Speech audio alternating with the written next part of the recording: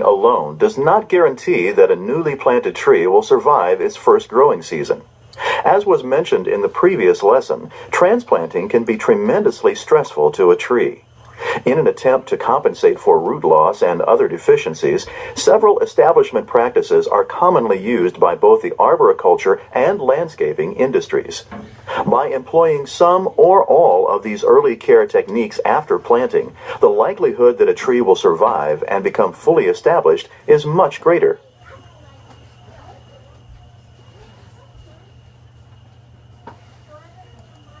One, understand the special requirements of newly transplanted trees and become familiar with early care procedures.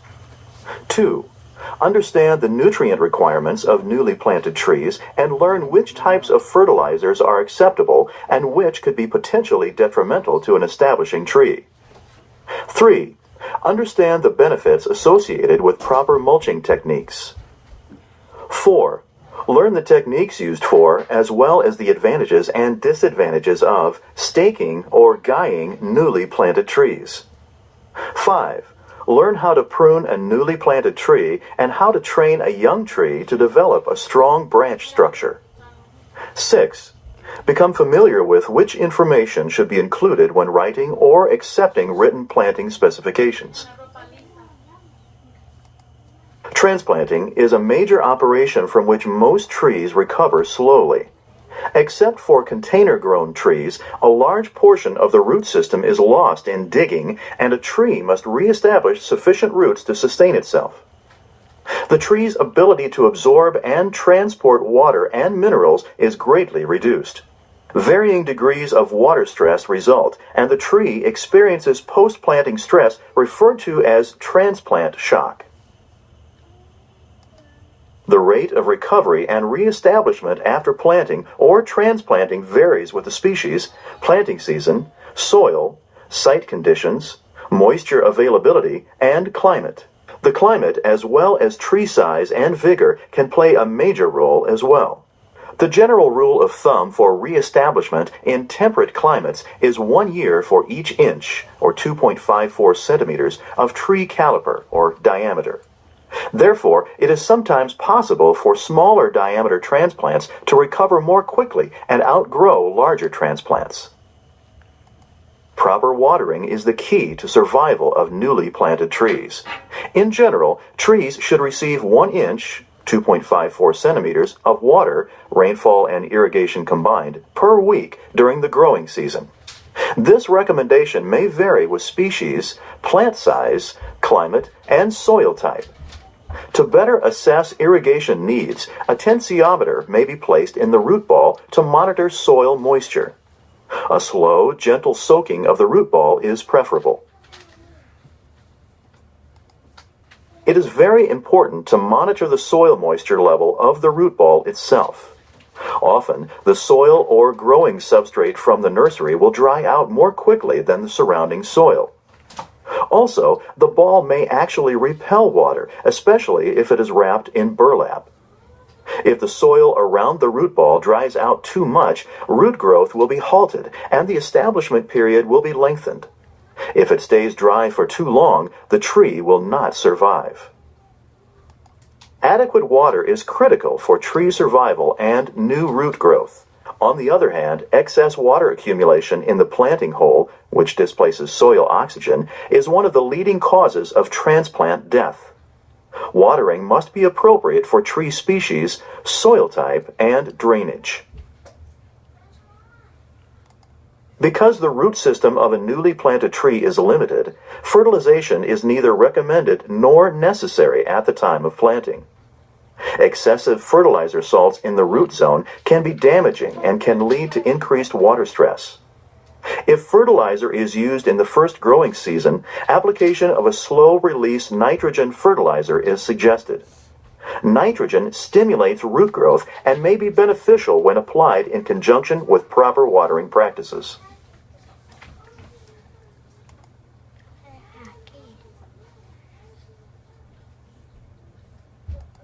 Mulches are materials placed over the soil surface to maintain moisture, reduce competition from weeds and turf grass, and improve soil conditions.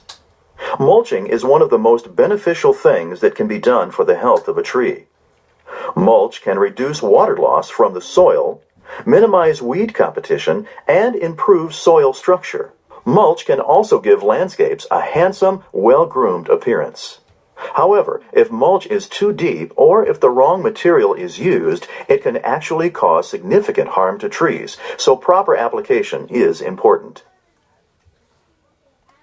While mulches are available commercially in many forms, they can be classified into two basic categories: organic and inorganic. Organic mulches are usually derived from plants or are byproducts of industry, agriculture, or municipal waste. Some of the most common types of organic mulches sold and used in the United States are shredded bark, hardwood chips, and pine needles. The plant material present in organic mulches releases essential nutrients and improves soil structure as it decomposes.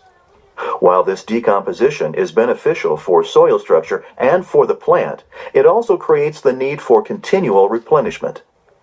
The rate of decomposition depends on particle size, the material being used, and the regional climate. Straw, leaves, and lawn clippings will break down faster than bark or wood chips.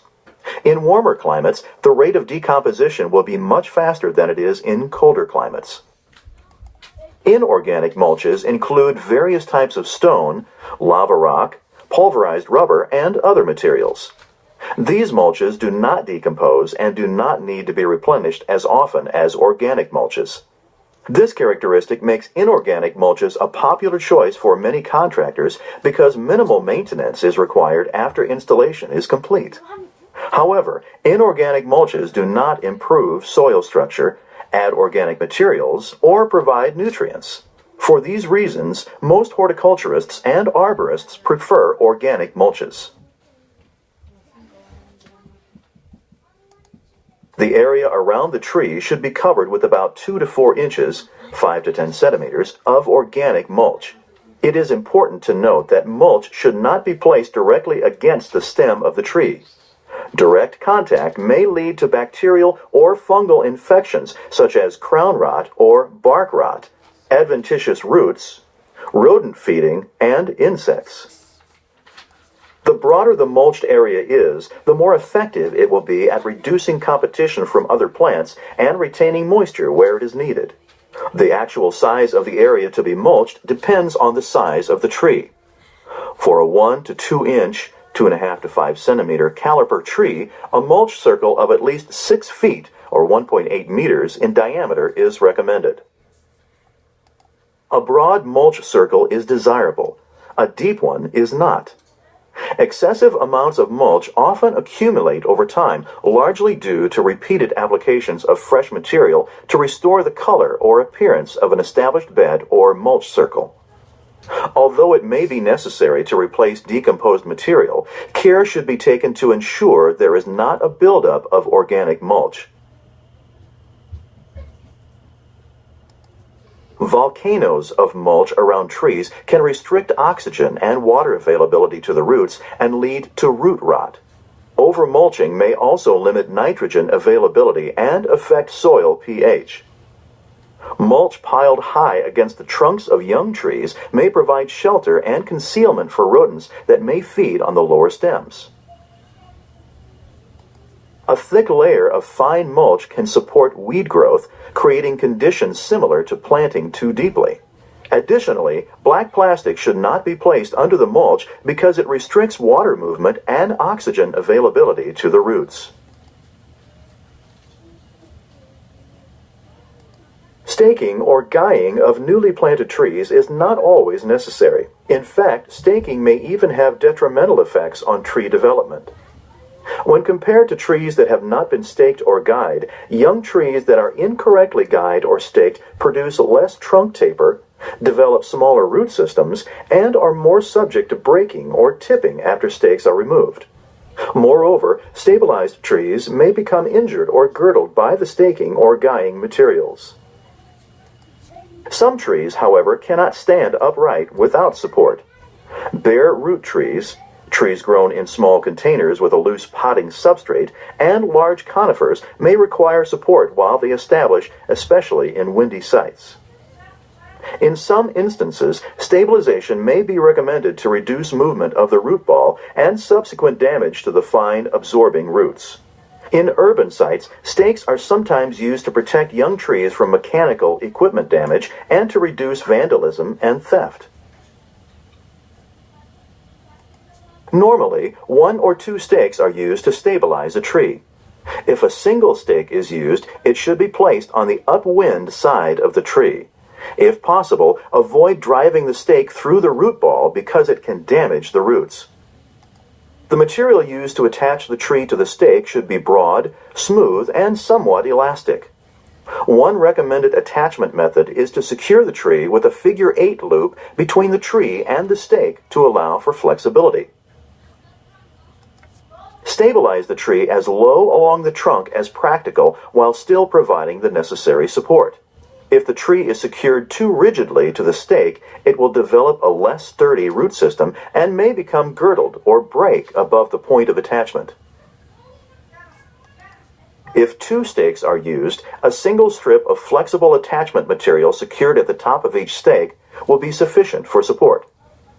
The stakes should be high enough to keep the tree upright without the top bending above the tie point. Some municipal arborists specify that trees planted in urban sites be stabilized with 3 stakes. Triple staking provides more protection against wind, lawnmowers, and vandals. Trees greater than 4 inches, 10 centimeters, in diameter are often stabilized with guy wires. Trees are generally guyed with 3 or 4 wires, covered with plastic sleeves, that are anchored in the ground. Anchoring devices include stakes, land anchors, and deadmen. Placing guy wires low on the trunk allows the top of a tree to move freely while still maintaining root ball stability. Trees produce taper in response to wind-driven movement. If a tree is overstabilized, it may not develop the taper needed to firmly support itself. Attaching the guys above 2/3 the height of the tree is inadvisable because the higher the support is, the more upright and inflexible the top of the trunk will be. A common guying technique passes the wires through a section of hose to protect the tree. The wires and hose are passed around the tree at crotches, and the wires are twisted to tie them off. Caution is in order when using this technique because the tree can be partially girdled despite the limited protection of the hose. Guying material should be wide, smooth, non-abrasive, flexible, and if possible, photodegradable. Any modification to reduce girdling and friction will minimize damage to the tree. On larger trees, guy wires can be attached to the tree with eye screws.